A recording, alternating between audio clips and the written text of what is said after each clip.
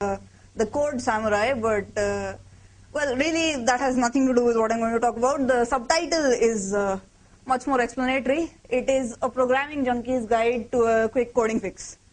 Yeah, so that is supposed to be Richard Stallman with two katanas. If you don't get the joke, don't fret over it.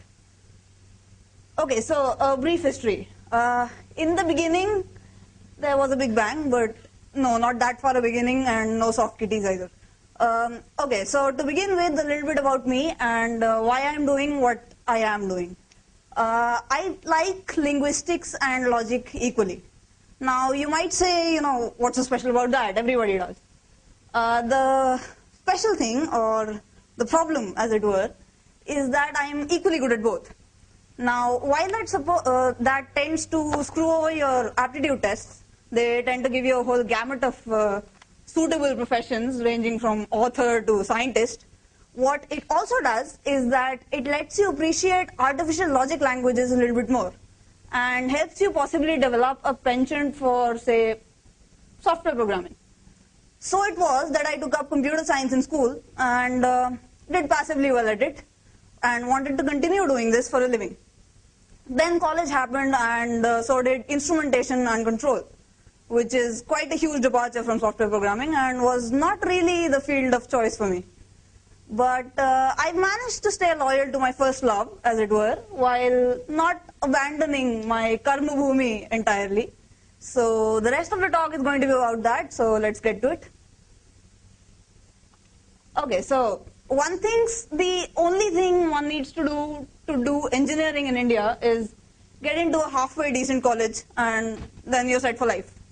But that's not really the case, at least not for us poor little souls who don't manage to land the stream of our choice.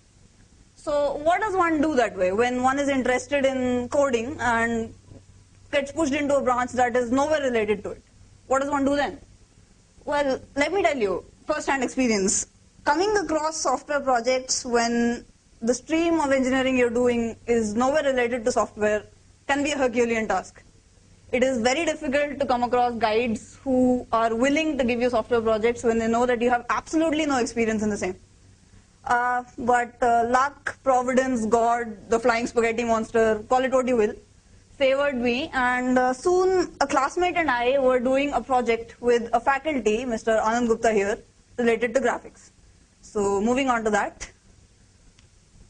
Octrees and dynamic scene management. This was my first project here, and this basically involved management of a scene which had some moving objects. Now, octrees are tree structures, data structures. I suppose most of us here are familiar with binary trees, that is, each node of the tree has two children. Now, an octree is basically a generalization of the same, wherein each node of the tree has 8 children nodes. It's also a 3D data structure, so it's very good for mapping spatial scenes, especially 3D scenes, which we were dealing with in this project. We had a little bit of work already done in the area to go back on. Now, let me point out that the paper which dealt with this work was written by 3 presumably very well-meaning Chinese gentlemen, but they didn't realize that using the Google translation tool for translating from Chinese to English would translate into a huge headache for us later readers of their paper.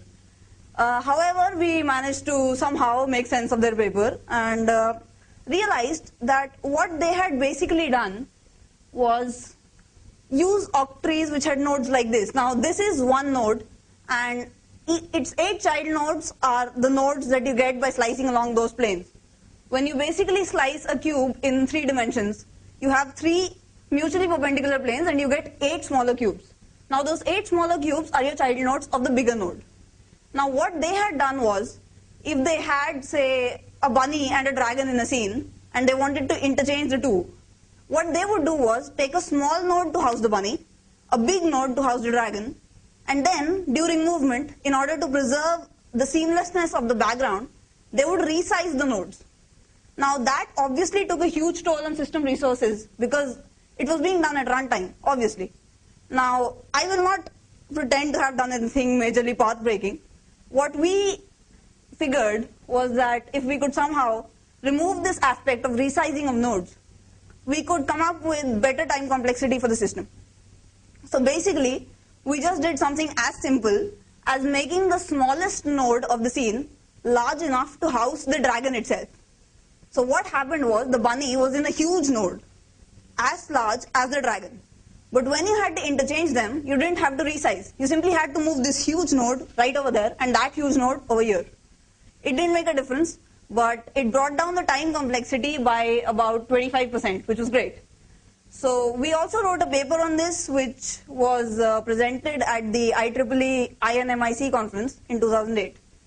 Buoyed by the rather unexpected success of this algorithm, we decided to go a bit further and come up with an algorithm that did not really affect the space complexity as much as the previous one was. The previous one, if you remember, was using the smallest node to house the largest object. The node size was equal to that of the largest object in the system. Now, while space constraints are not really encountered in today's computer systems, it's really not the way to go when your smallest unit of the system is using a whole lot of unnecessary space. So what we did was, this time, we made the node size equal to that of the smallest object in the system. That helped us make it something like the dragon would be large enough, but it would be made up of n number of nodes. Now all those nodes would be connected by an identifier that was unique to the dragon. Now this way, we figured the space complexity would not be affected and the time complexity would remain just as good. I suppose we were a little bit too ambitious in trying to send it for a transaction, and the IEEE obviously rejected it on grounds of it not being a novel enough idea. Of course, this restored our faith in the IEEE. It showed that they were not blind enough to be accepting just about anything, and it ended up being more of a psychological experiment rather than a technical idea presentation. So this led us to a new project on text conversion. Now, this was basically a natural language processing project that stemmed from a need for an intelligent OCR that could actually recognize handwritten notes, as it were. I think most of us would know that scanning notes right one day before an exam is a big headache if you have turned on the OCR and realized it 10 pages into the scanning. So that was something we were working on, but however, Mr. Anand Gupta had to take a brief hiatus from college, so that project has been shelved and is available to any of you should you choose to go ahead with that. Plagiarism charges will not be leveled, don't worry. Moving on, NLP led me to artificial intelligence, and I worked on an independent project regarding an AI Autobot, which was similar to the text conversion one in that it was supposed to read out numerals and alphabets written on square LED or LCD matrix displays. Now you could use that say in bus stops to read off numbers off of buses, and the special thing about this was that it could also function in noisy environments and could be a great boon for the visually challenged.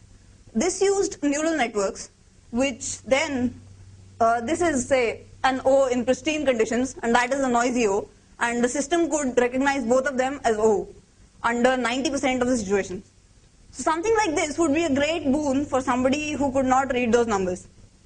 Moving on, from AI, I went to my first control systems project, which was for an unmanned aerial vehicle. This project involved fuzzy logic, which is another type of logic that is frequently encountered in artificial intelligence. And this project, while it encountered many obstacles, like the lack of a model for the system, was completely finished. But of course, it was not good enough to be used in, say, defense applications, because it was, well, more focused on being cost-oriented rather than,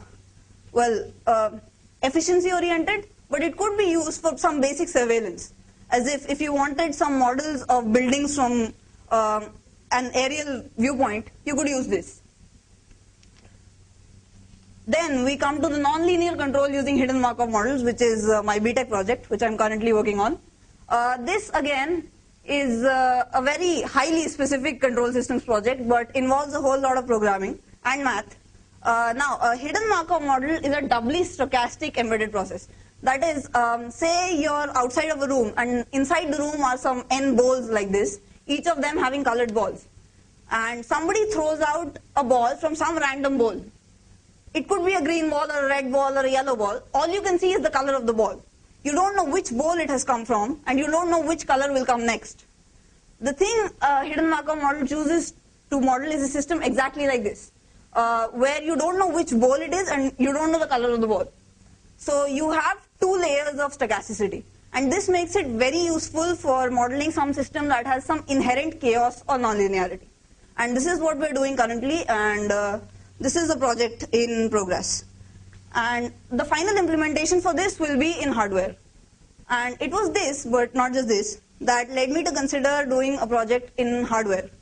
I think my college mates would agree that probably the most famous triumvirate in NSIT belongs to the ECE department. And it would have been quite a crying shame to not have done a project with any one of them in 4 years.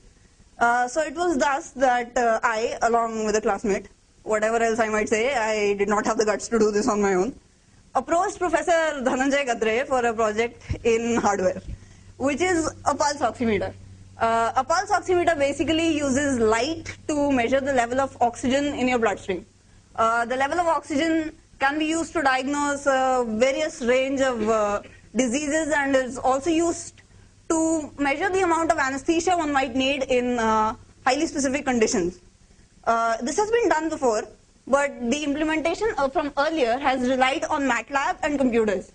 We chose to go with just a microcontroller, a wooden clip with LEDs on it, and that's it. The computer part has been eliminated, making it very much cheaper, from lakhs of rupees to about some hundreds of rupees. The BOM has come down, and it becomes much accessible and portable, which means that in the case of a dire emergency, you can totally hook it up to the patient and get readings like this. On the other hand, if you have a computer system, there are n levels of redundancies that you need and n levels of places where things might go wrong. So this is much better for that. This is again, an awesome project under construction. So that's about it. This is what all I've been working on. The common thread, obviously, is that all of these projects involve some amount of coding or the other, which, as I mentioned, is what I love doing. The thing is that in 4 years, it has been a conscious choice to choose projects that have some amount of software. Of course, the hardware one was very specifically taken up for the hardware, and even though I did not realize that it would have some coding in it, as it happens to. But